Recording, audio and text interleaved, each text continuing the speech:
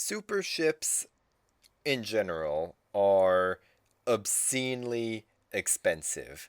I think just to buy them, not even getting into like the service and resupply costs, just to buy them is like 50 million credits or something ridiculous like that.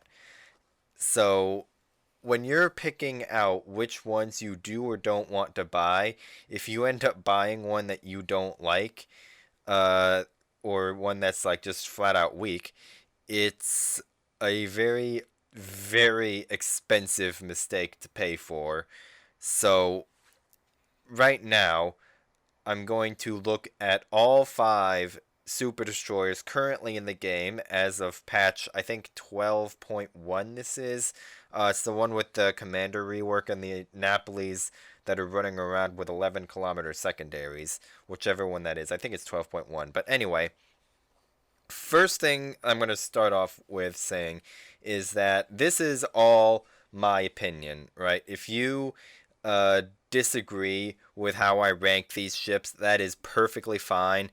Everyone is entitled to their own opinion, and by extent, also is free to spend their resources in any way they see fit. So if you disagree with my list and you want to buy one of the ships that I rank lower, that's fine.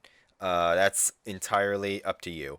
Second is I'm going to address a couple of points really quickly that kind of apply to just pretty much all of these destroyers in general when you're comparing them to the tier 10s. Every single one of them has worse handling and worse concealment than their tier 10 counterparts, with only one exception, I think, and I'm going to get into that when I get to it. But every single one of them, when you're comparing to the tier 10s that came before them, they have worse handling and worse conceal. And that's just a thing across the board. So I'm just going to get that out of the way first, just to save time. So when I'm talking about these ships, keep that in the back of your mind that they also have worse conceal and handling than their tier 10s. So with that said, we're going to finally get started, and we're going to start off with Yamagiri, which is the Super Shimakaze. Uh, there's a lot to be said about the Yamagiri. One of them is I personally prefer Shimakaze, but Yamagiri is still a very good destroyer. What does she have going for her? Well, she's the exception that to like literally the thing that I was talking about a minute ago, where she has 5.6-kilometer concealment, which ties Shimakaze, by the way, and ledge mod gearing. So she's very, very stealthy, but she's also not an exception because she also handles worse than Shimakaze. She handles more like a Harugumo, I think due to the length of the ship. She's significantly larger than Shimakaze despite having the same concealment. She has the ability to switch between two different torpedo sets. She can either have 8s and 20s or 12s and 20s, and that's it. She doesn't have an 8 and 12-kilometer torpedo combination. She should, but she doesn't. You're stuck with either of those two, so most people generally will run the 12s and 20s. That's what I run. Uh, Being tier 11, she obviously is going to face tier 11 enemies. I should have mentioned that at the start. All of these destroyers, being tier 11, are going to face tier 11 enemies, and that's also going to mess with the matchmaking queue and all of that because you're going to have to wait longer for another super destroyer to mirror you, yada yada yada. So I'm not going to get into that. Uh, where was I? Yamagiri has the two different torpedoes that it can switch between. It's a kind of a gimmick ability. I mean, sometimes it helps when you get those games that where the enemy just kind of runs away the entire game. But overall, most of the time you're only going to be using your main set anyway, and the ability to switch to the 20-kilometer set is a little bit of a gimmick. It can be nice sometimes, like I mentioned earlier, but overall, you're probably not going to be using it a whole lot. It does get a funny button, which grants it a series of, I think, three.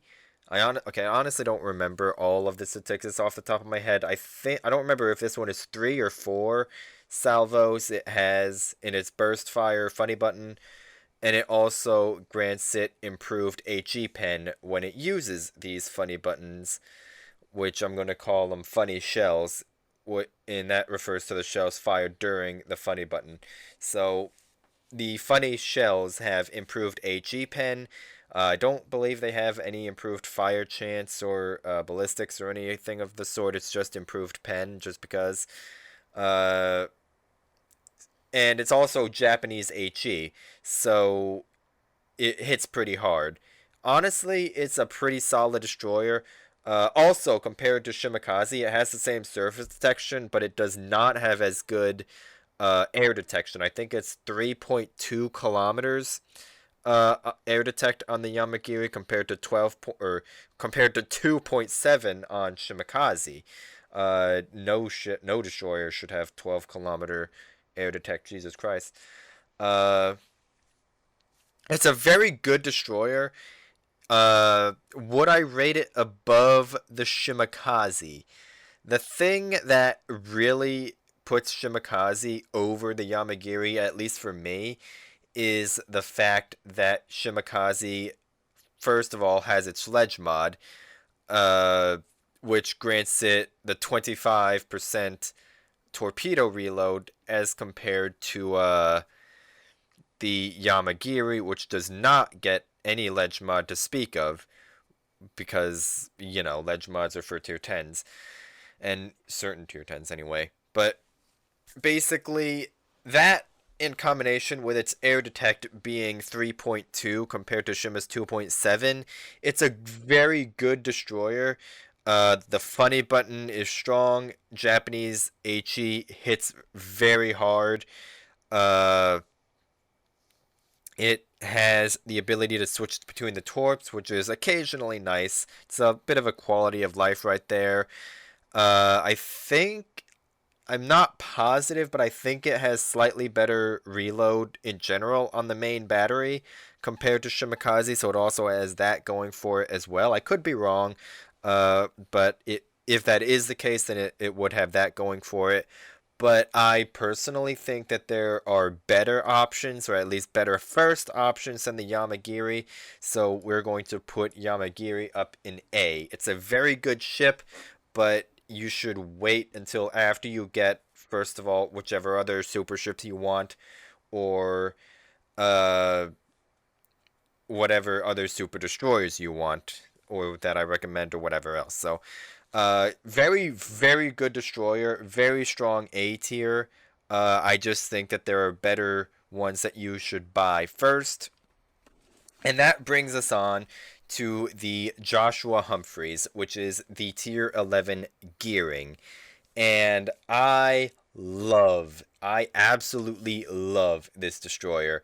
It is a very good destroyer and is one of the biggest differences in terms of in terms of comparison from the tier 10 to the tier 11. This is one of the biggest noticeable upgrades compared to the tier 10, which is the gearing. And the main thing that the Humphreys has going for it is its main battery is very, very good. I absolutely love the guns on the Humphreys. They have not quite Sherman arcs, but they have improved arcs compared to the gearing. Where if you were shooting at maximum range, at maximum stock range anyway, we're not going to count like AFT range mod, any of that in there. If you're shooting at your max stock range, the Humphreys shell has about like 2-ish seconds, maybe closer to 3 seconds shorter shell travel time as compared to the gearing. So much more comfortable shell arcs. They're not quite Sherman level shell arcs, but they are definitely an improvement over the gearing. It has better DPM than the gearing, I believe, or it might be the same. If it is better, it's not by much. But the main improvement is definitely the shell arcs. Uh, they're much more comfortable to use. It has American smoke for doing team play. It has the standard destroyer engine boost, and it also, while it doesn't get the same gimmick of switching between torpedoes like Yamagiri gets, it does have a different type of funny button, which is instead of giving improved HE pen like the Yamagiri's does, the Humphreys funny button gives it the ability to flat out dev strike some destroyers with guns because unlike the Yamagiri, which gives HE pen, this one gives HE damage, a straight up HE damage buff by 50%. You get 3 salvos in the Humphreys funny button that do 50% more damage per shell, or per funny shell rather. So if you hit enough of them, you do have the potential to flat out dev strike some DDs, which is pretty funny. So it has obviously worse conceal and worse handling than the gearing. I covered this earlier. Uh, I honestly am gonna put this one in S. I really think that this is one of the best tier 11 destroyers. It's one of the better ones that you can get, but it's my personal favorite. So I am a little bit biased here. Full disclaimer, I love this ship, so I'm naturally inclined to put it higher, but I honestly think that this is one of the biggest steps up comparing to its predecessor. I think the difference between the Humphreys and the gearing is a lot bigger than the difference between the Yamagiri and the Shimakaze. So I'm going to put Humphreys at the very top of S. I believe if you're going to buy any super destroyer, it should be the Humphreys. So that brings us on to Zorkiy, the tier 11 Delny. And this is another interesting ship. I am going to refer to it as a pre-nerf Kaba because that's pretty much what it is at its barest form. It's literally a pre-nerfed Kaba with 400k service costs and a funny button, and that's pretty much it. This is another ship that has a pretty massive difference between the tier 10 and the tier 11, but I think that also has more to do with the fact that Delny is just bad. So, take that for what you will. It's definitely a good ship, don't get me wrong. It is a pre-nerf Khabarovsk, which, in case you didn't know, Khabarovsk was the original tier 10 in the Soviet tech tree for destroyers. It used to be where the Delny sits now. And it's been like that since its release. And I think like 2015 is when the Khabarovsk came out, and in like 2016 it got like giga nerfed. Like it lost its 10-kilometer torpedoes. It has like an absurd rudder shift time, and it got in its range, and its I think its reload also got whacked as well. So uh yeah, it's literally a pre-nerf Khabarovsk almost. I think it has a little bit longer reload compared to the Delny and the Khabarovsk. I think it's like 5.5 or like 5.3, 5.2, something like that. It's 5 point something uh, reload on its main battery, at least base reload. So its reload is a little bit longer, but it also makes up for it DPM wise because it has the extra turret. It also has its funny button, which, like the Yamagiri's, gives it an HE pen bonus. I don't remember if it's 30% or 50% bonus to HE pen, but like the Yamagiri, it doesn't get any extra fire chant. It doesn't get any extra shell velocity or anything like that. It's just improved pen on the funny shells.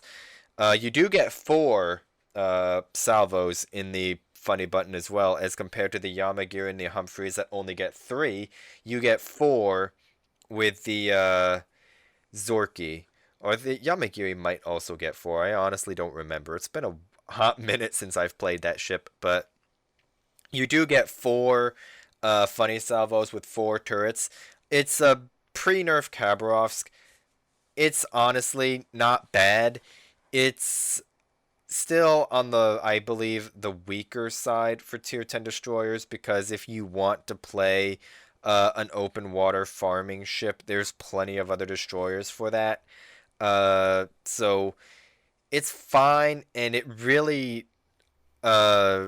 really hurts me to do this, but Zorkiy is going to go into B tier. It's probably going to be one of the last super destroyers you buy. And that brings us to Kunming, which don't mind that it doesn't have a commander. It's totally fine, trust me. I took these screenshots like directly from in game, by the way, when I was putting together this list. So mind the ship girls. Kunming, uh, fat monkey chunky Yu Yang is literally what this thing is. It's bigger than Yu Yang. It has an obscenely bad detection range. At best, it can get down to 6.4 kilometers. Although, depending on how you have your Yu Yang set up, you might be used to that anyway from running around with a 6.5 kilometer detection. So, it's a little bit of a, your mileage may vary there. You may be used to it, you might not be. It kind of depends on how you play your Yu Yang, really. But Kunming, the main thing that it has going for it is, first of all, it has deep water torpedoes similar to how other Pan Asians tend to. It has an additional turret compared to Yu Yang, although I think its reload. Well, I honestly don't remember. I think its reload is slightly worse. It's kind of similar to Sommer's in that regard. Uh, it has four turrets with a longer reload compared to its predecessor. Uh, but it also, to make up for that, it does have an additional torpedo launcher compared to the Yu Yang. It has three torpedo launchers that fire five torpedoes each, and they fire deep water torpedoes, which are obscenely strong in the hands of anyone who knows how to use torpedoes. Uh, so it's kind of it's basically, it's literally just a bigger Yu Yang.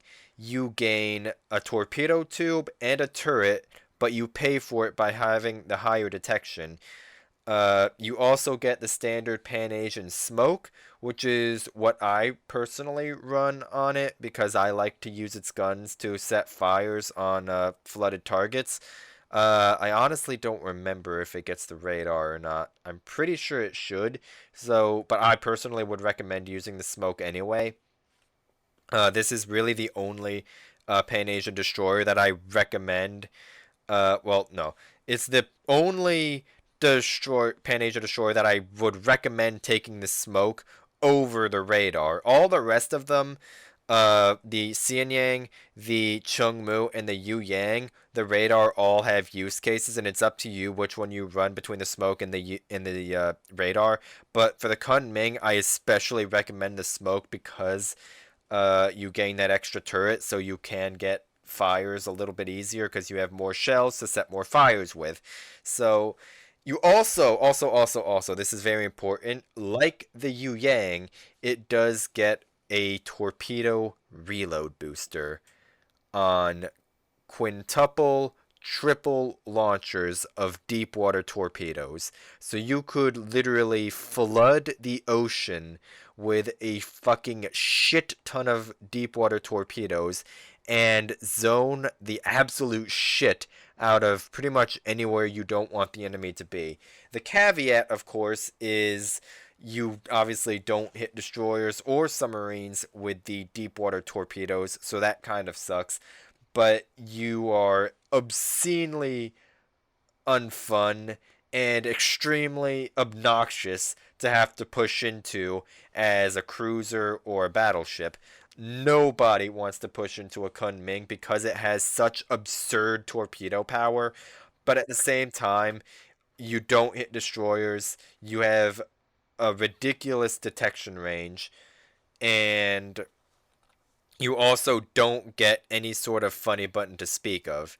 You have no funny button, no ability to switch between torpedoes. Uh, you literally just are a fat monkey Yu Yang. And because of that, I think that this is one of the, again, one of the last destroyers that you'll probably buy. So it's going to go in B tier. It's definitely a fun ship. It's really, really good at dishing out pain because it has the obscene torpedo power, but that's really all it has going for it. So you're probably going to be sticking with Yu Yang if you like the Pan Asian destroyers a lot more than you're going to be with Kunming. So that moves us on to our final destroyer, which is Dalarna. I remember when this ship was first announced, it was obscenely busted. It had the single highest AGDPM of any destroyer in the game, more than the Marceau, more than the Smollett, more than the fucking main battery reload booster Kleber. It had I don't remember the exact number, but it was some ridiculously absurd amount of DPM that it had, and it understandably got nerfed. But anyway, what do you get with the Dalarna? You get a Halland that's slightly bigger. It has Halland torpedoes. It has an extra turret compared to Halland, so you get 3 turrets as compared to 2. There are 2 in the front, 1 in the back. Uh, and you also don't get any funny button. You are basically a big Holland, and that's pretty much it. I honestly believe that this is one of the better tier 11 destroyers. It has the highest HE and I'm pretty sure by extension also probably close to, if not the highest AP of all the tier 11 destroyers. You get a what was I gonna say? You don't get a funny button, but you do get the extra turret compared to Halland. You get very comfortable shell arcs. I think pretty similar to Humphreys. They're not as good as Zorkiy's, I don't think, but they're just like Humphreys, so it's pretty comfortable. Even at range, you shouldn't have much problem hitting most or all of your shots, especially if you're shooting at like battleships and you're farming them down with HE. Uh, I honestly really like the Dalarna. I think it's one of the better tier 11 destroyers. You do lose a little bit of concealment on it compared to the Halland, but that's also pretty standard across all of the super destroyers, so that's not really saying a whole lot. Basically, the way I like Dalarna is I absolutely love the guns on this thing. I love to farm in the open like a jackass. I think that's the strongest way to play it is you just literally spam torpedoes downrange, and then anything that gets hit with torpedoes and repairs a flood, you burn it to the ground. And if something gets set on fire and repairs it, you set it on fire again and burn it to the ground. And if you're farming a battleship or stalling a push and you see a ship that's not on fire, you switch fire to it and you burn it to the ground. You're noticing a pattern here. I absolutely love gunboating in this thing. It doesn't get Holland's ledge mod, which is a little unfortunate because if you're comparing it to a ledge mod Holland, you lose a little bit of heal efficiency and an extra charge. So, oof, that's unlucky, I guess. But it's still pretty good at avoiding fire nonetheless, as long as your dodging is up to par, even though it does handle a little bit worse than Holland. It does have pretty comfortable shell arcs, so you can stay fairly far away and still hit your shots. And your torpedoes, obviously, are very good as well. They don't do a lot of damage, but they are very fast, and you can use them to force DCPs to set subsequent fires. So it's a little bit of a subjective thing. Uh, I I really love the Dalarna. I think it's a fantastic destroyer. I think uh that if you're going to buy another destroyer and you already have Humphreys, it should probably be Dalarna. Uh, I think it is another very significant upgrade compared to the Halland.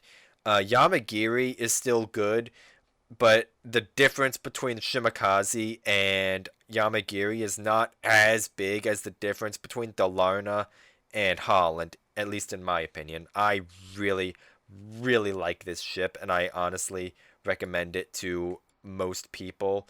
Don't worry about that right there. I have the entire Chrome thing turbo zoomed in on this, so don't worry about that auto scaling right there. But anyway, honestly, I want to put it in S, but I think that should honestly be reserved for the destroyer that I recommend the most. But I'm not. No, I'm not gonna put it in S. I'm gonna put it as another extremely strong A tier.